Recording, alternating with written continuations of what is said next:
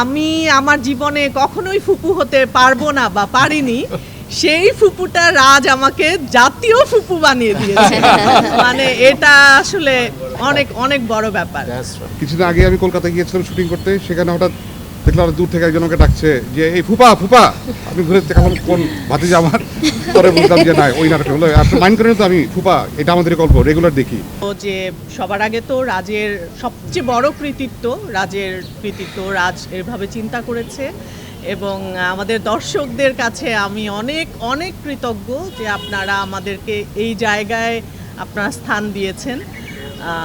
অনেক ভালো লাগাটা আসলে মানে আমি জানি না আর কখনো এই জায়গায় পৌঁছাতে পারবো কিনা বা এই রকমভাবে আপনাদেরকে নাড়া দিতে পারবো কিনা।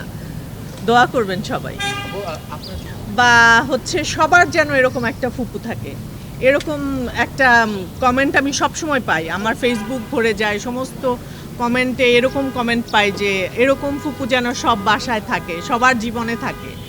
তো আজকে একটা কথা বলি যে আমার যেহেতু ভাই নাই, আমি আমার জীবনে কখনোই ফুপু হতে পারবো না বা পারিনি, সেই ফুপুটা রাজ আমাকে জাতীয় ফুপু বানিয়ে দিয়েছে।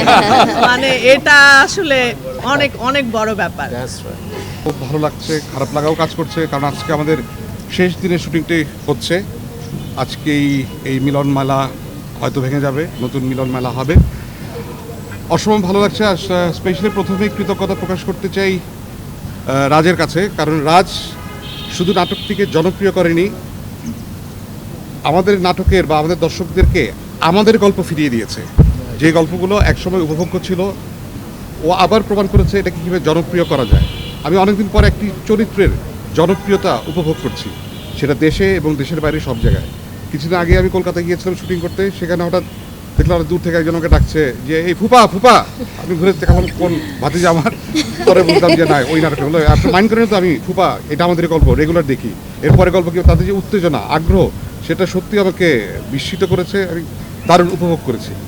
আশা করছি সামনে রাজ আমাদেরকে এরকম আমাদের গল্প আরও দেবে। Thank you.